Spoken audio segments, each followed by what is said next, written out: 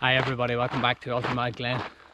Out here today on the lovely Bibbulmun track from Mount Helena, heading back towards the car at the Discovery Centre. 11k up so far. Today's video is just going to be on sleep strategy.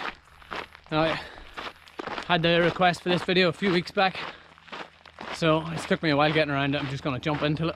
Sleep strategy for the like of your longer ultra runs, and I'm going to talk specifically around 200 miler distance. I like of a 200 mile race where it's going for 3-4 days plus, depending on the course. You certainly are going to want to be thinking of some sort of sleep strategy. A couple of options whenever it comes to sleep strategy, and I'm going to go through the benefits of both and some of the negatives of both. So the first option is you have a well thought out plan. It tells you exactly when you're going to sleep, how long you're going to sleep for, and you get to the aid stations, you stop, you rest, you recover. The theory behind that plan is you're going to be fit to do the longer race a lot more easier and be a lot fresher for longer. In theory, plan sounds perfectly simple. Some people will plan from 4 hours total sleep to 6 hours, 10 hours over the 4 days, depending on what their goals are. And usually what it'll look like is they're gonna stop for 30-minute break, sleep for 60-minute break. They're gonna do that maybe over 7 or 8 aid stations. They go to the race, they do that. The problem with that plan is, and I know because that was my plan for the first year, the problem I found with that plan was day one, whenever I had planned to sleep that night to keep myself fresh for later in the race, I couldn't sleep. I lay there, I had my feet up, I had my eyes closed, but everything was still going on. I could hear everything, I could sense everything going around me, and I got up a little bit stiffer and I kept moving to the next time whenever I had planned to do it, and I repeated. And I found that it wasn't until kind of day 2, late into day 2, whenever the deep fatigue crept in, that I was actually able to have a little sleep, have a little nap, and actually close my eyes and felt like I slept. From that point of view, second year round, Glenn decides he's going to mix it up a little bit and he's going to try something different. And I went with the strategy of booking in 2 30-minute sleeps. So 1 30-minute sleep on day 2, 1 30-minute sleep at the end of day 3. Turned out it was the end of day 2, and it was about halfway through, or the start of day 3, I needed another 30-minute sleep. But that was my plan. I decided I wasn't going to lose the time. I was going to keep moving and try and get the race done as much as I could.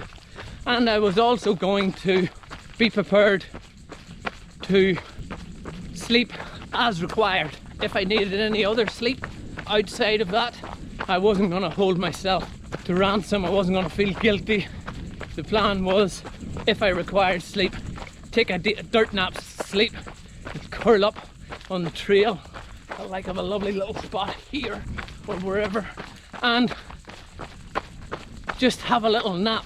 Honestly, second year it worked a dream.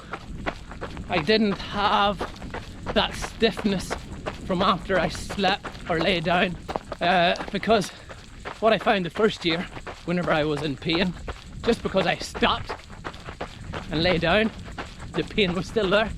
I found keeping moving, trying to ignore the pain, worked just every bit as well. Day 1 I kept going through, kept pushing forward on my own steady pace. All the people that were passing me from pushing too hard and pushing, I was catching at the aid stations while they were having little naps and having little sleeps. I was fit to keep moving without pushing myself too hard and get a fairly decent time going. Now, as I say, I didn't get to the point where I felt I needed to sleep until day 2, and whenever I did, I lay down and I was out for that 30 minutes. My crew woke me up I got, and on I went. I thought it worked a really good treat. It actually felt like a sleep. I felt like I got a bit of revitalization from it. So for me, the second year of planning worked really well. I had a plan in and out of the aid stations, 10-15 minutes max, 30 minutes whenever I needed more food, and I just kept moving.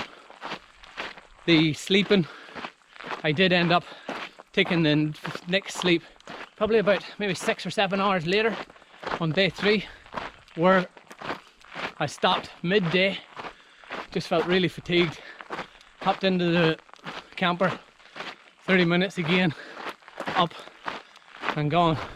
That was probably 1 hour sleep in the first 50 odd hours, and then over the next 30 I had 2 10-minute kind of little dirt naps. 1 hour 50 minutes, the grand sleep in total for the Delirious West last year over the 200 miler.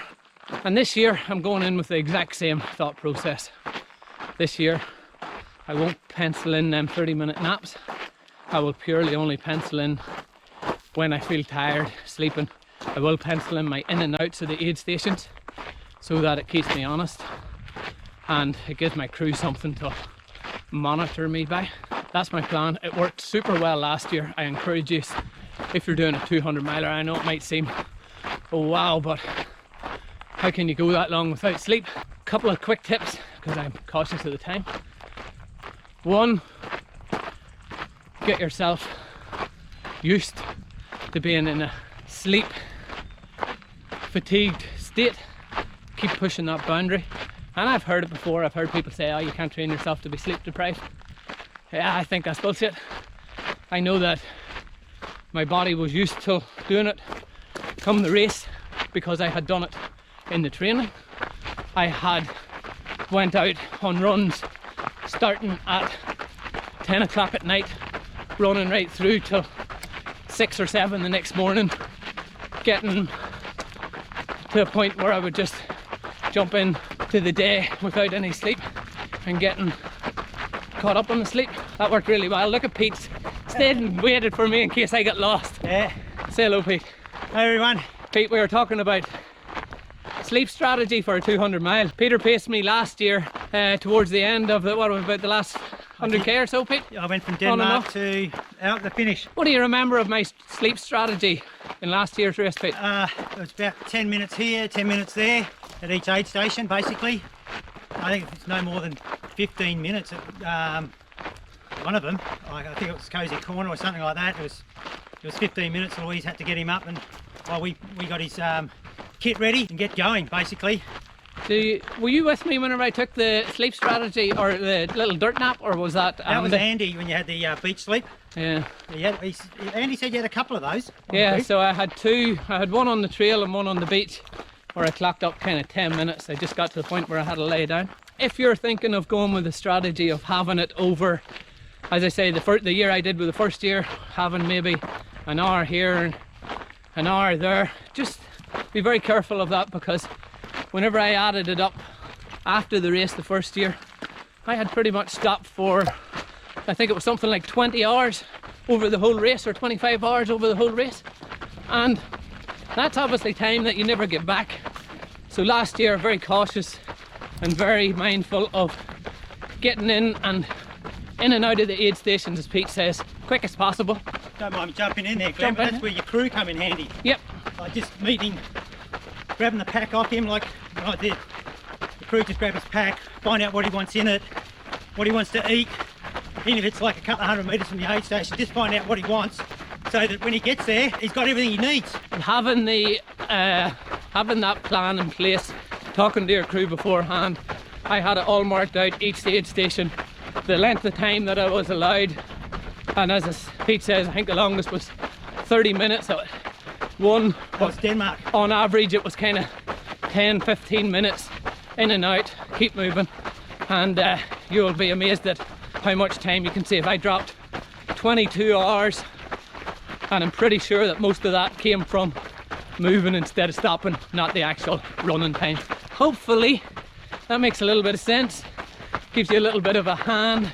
As I say, lots of training, lots of night runs where you're putting yourself in that sleep deprived state. Continue to carry on with your day. Don't do it if you're operating heavy machinery or if you're a neurosurgeon or something like that. If you're off on a Saturday or Sunday or a day during the week and you've got time to head out 10 o'clock on the evening before, run through the night, force yourself to stay up till 8 or 9 p.m. the following day, get your body used and your mind used to that state. So that's what I'll be doing over the next few months leading into the race. Just gets you used to it. So it doesn't have to be every week, doesn't have to be the whole night either. Certainly getting yourself used to it is going to be a huge benefit.